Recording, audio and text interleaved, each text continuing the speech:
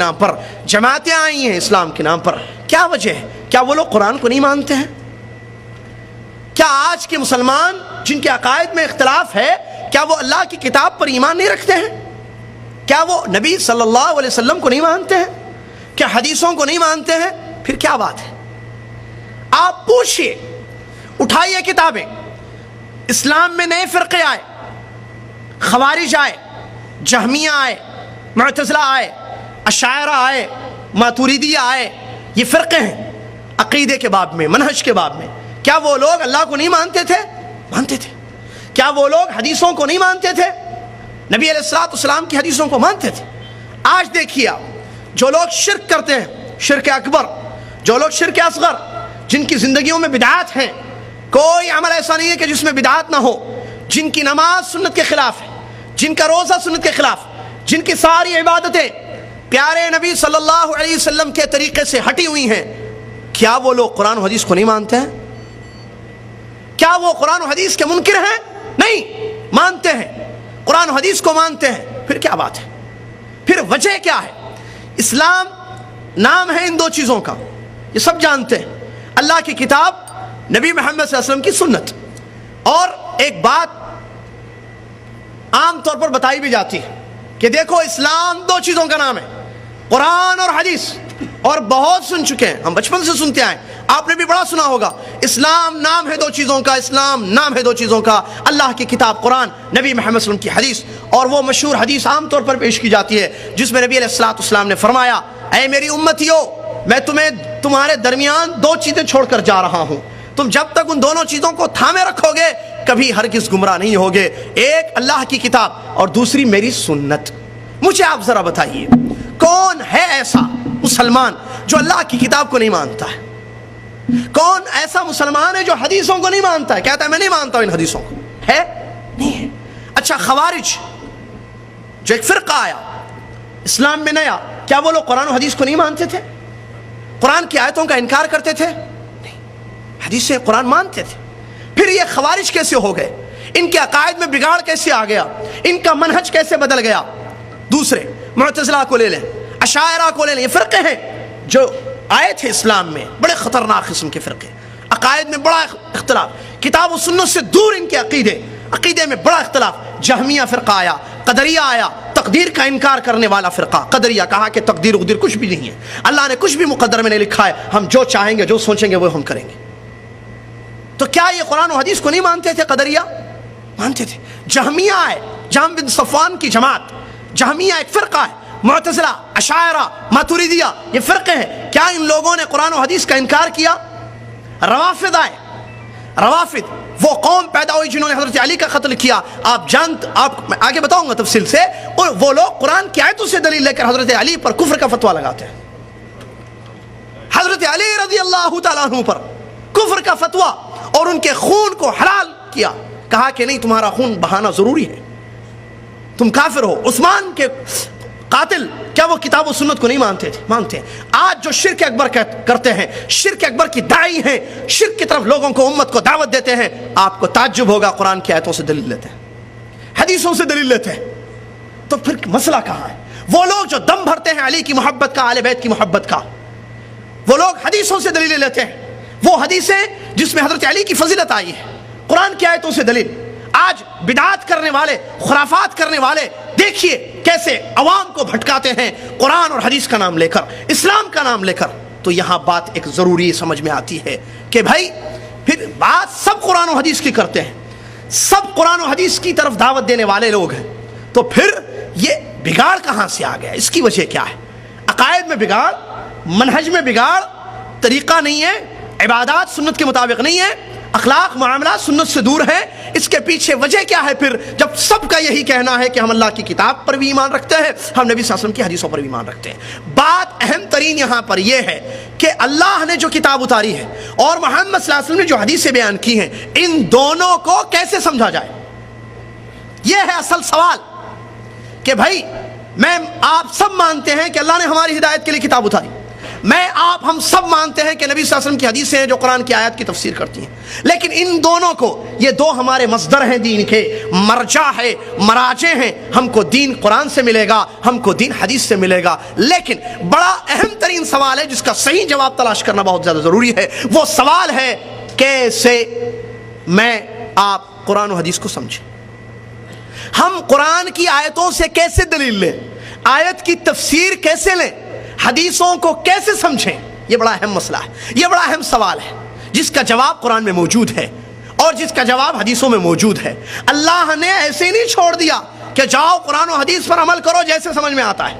جاؤ میں نے کتاب اتار دی ہے، میں نے نبی کو بھیج دیا ہے محمد صلی اللہ علیہ وسلم کو، اب تم کو حدیث کا مطلب جو سمجھ میں آ رہا ہے وہ لے لو، آیت سے جو مطلب نکال سکتے ہو نکال لو.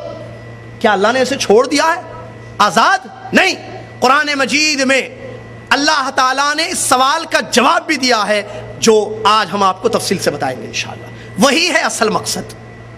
ورنہ جن لوگوں نے اس اللہ تعالیٰ کا وہ جواب، یہ کہ اللہ تعالیٰ نے جو قرآن میں حل بتایا ہے، جو راستہ بتایا ہے کتاب و سنت کو سمجھنے کا، قرآن اور حدیث کا فہم لینے کا، ان راستوں جن لوگوں نے پکڑا جب سے اسلام دنیا میں آیا، صحابہ ہیں پہلے، ٹھیک ہے، تابعین، تبع تابعین، تو آج تک بھی اور قیامت تک جس جماعت نے، جن لوگوں نے، جن افراد نے قرآن و حدیث کو ویسے سمجھا جیسے حکم دیا قرآن میں اللہ نے اور نبی صلی اللہ علیہ وسلم نے سمجھنے کے لیے کہا، تو وہ لوگ کامیاب رہے.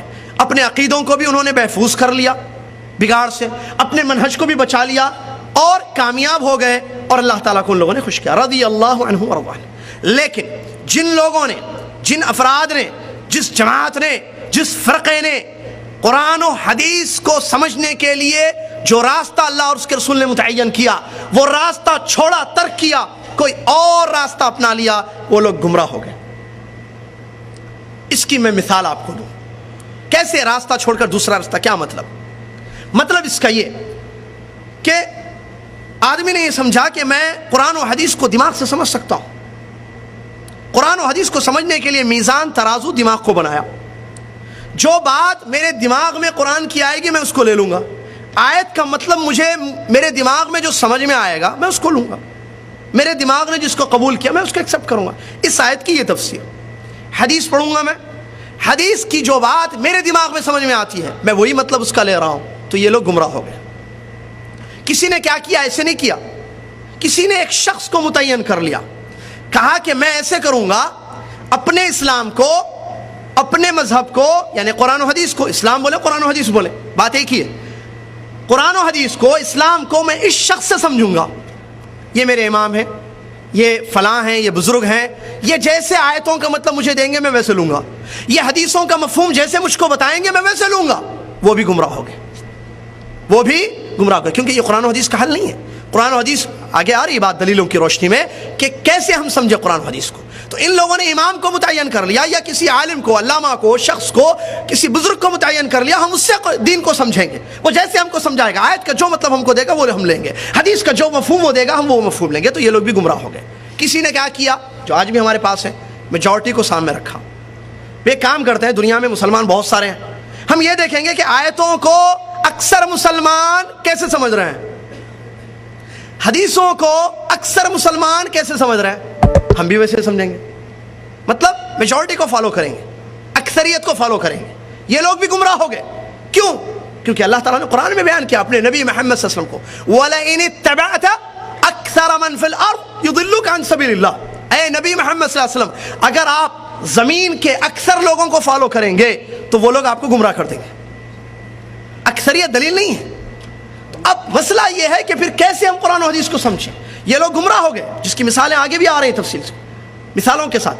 اللہ تعالیٰ نے قرآن میں اس کا جواب دیا ہے، اس سوال کا، اس اہم سوال کا کہ قرآن و حدیث کو، جو ہمارا دین ہے، اسلام ہے، آپ اسلام بولیں یا قرآن و حدیث بولیں، اسلام کو کیسے سمجھیں، قرآن کا مطلب کیسے لیں، حدیث کا مطلب کیسے لیں. اس کا جواب قرآن میں اور حدیث میں موجود ہے. پہلی آیت اللہ تبارک و تعالیٰ، سورہ بقرہ کی آیت، اللہ تبارک و تعالیٰ ارشاد فرماتا ہے فَإِنْ آمَنُوا بِمِثْلِ مَا آمَنْتُمْ بِهِ فَقَدِ اهْتَدَوْا وَإِن تَوَلَّوْا فَإِنَّمَا هُمْ فِي شِقَاقٍ فَسَيَكْفِيكَهُمُ اللَّهُ وَهُوَ السَّمِيعُ الْعَلِيمُ. توجہ ضروری ہے تاکہ بات سمجھ میں آئے. توجہ نہیں ہوگی بات سمجھ میں نہیں آئے گی. سمجھانا میرا کام، سمجھنا آپ کا کام ہے. اللہ سے دعا ہے اللہ مجھے مکمل موضوع کو سمجھانے کی توفیق عطا فرمائے. آپ کے لیے اللہ سے دعا کرتا ہوں کہ اللہ تعالیٰ آپ کو پورا موضوع سمجھنے کی توفیق عطا فرمائے. آمین. برادران اسلام، پہلی آیت سورہ بقرہ کی، غور کیجیے آیت پر. اللہ تبارک و تعالیٰ فرماتا ہے فَإِنْ آمَنُوا بِمِثْلِ مَا آمَنْتُمْ بِهِ فَقَدِ اهْتَدَوْا وَإِنْ تَوَلَّوْا فَإِنَّمَا هُمْ فِي شِقَاقٍ فَسَيَكْفِيكَهُمُ اللَّهُ. آج ہم بڑھ گئے نا، وَاعْتَصِمُوا بِحَبْلِ اللَّهِ جَمِيعًا وَلَا تَفَرَّقُوا پر عمل نہیں ہے ہمارا. اللہ کی رسی کو مضبوطی سے ہم نے نہیں تھاما، فرقوں میں بڑھ گئے، جماعتوں میں بڑھ گئے. اللہ ایک، رسول ایک، کعبہ ایک، کتاب ایک، دین ایک، عقیدہ ایک، منہج ایک، لیکن ہم ایک نہیں ہیں. کیوں؟ اس کا بھی جواب اسی میں ہے کہ ہم نے قرآن و حدیث کو الگ الگ طریقوں سے سمجھنا شروع کر لیا، جس کی وجہ سے آج امت مسلمہ جو ایک تھی محمد صلی اللہ علیہ وسلم کے زمانے میں، صحابہ ایک تھے، عقیدہ ایک تھا، منہج ایک تھا، کوئی جماعتیں نہیں، کوئی فرقے نہیں تھے. فرقے کیوں بنے؟ اس میں جواب ہے. انہوں نے قرآن و حدیث کو ویسے نہیں سمجھا جیسے اللہ نے حکم دیا. کیا ہے اللہ کا حکم؟ کیا ہے اللہ تعالیٰ کا فرمان؟ اللہ تعالیٰ فرماتا ہے فَإِنْ آمَنُوا، اگر وہ لوگ ویسے ایمان لائیں گے جیسے تم ایمان لاتے ہو تو وہ لوگ ہدایت پر ہوں گے.